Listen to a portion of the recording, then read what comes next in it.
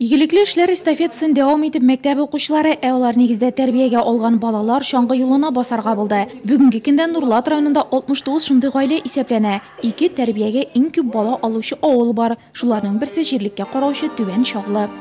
Ребята, помимо того, что занимаются спортом, они еще оказывают очень много. Балалар спорт белән шөгыльләнүдән тыш тимурлык хезмәте дә күрсәтәләр. Искешалы авылының өлкән кешеләренә булышалар. Моннан тыш балалар кул эшләнмәләре белән дә шөгыльләнергә ярата. Аларны районда узган күргәзмәләрдә күрергә мөмкин. Бүген дә уңышлы чыгыш ясарлар дип уйлыйм. Тәрбиягә бала алган гаиләләрдә район һәм республика ярышлары призерлары үсә. Тәрбиягә бала алган авыллар районда 2008 елда барлыкка килә. Түбән Чаллы иң активлардан санала. Гомумән җирлектә чаңгыны, спортны яратучылар бик күп. Сәламәт яшәүгә тартылу гаиләдән килә дип саны оештыручылар. Шуңа да чараны Нык гаилә федераль партия проектына кертүне кирәк дип тапканнар.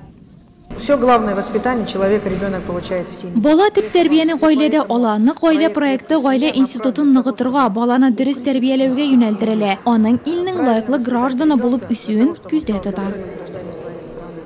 Чаңгы юлына басучы укучыларга бүген әти-әниләре теләктәшлеге һәм һава торышы да булышты.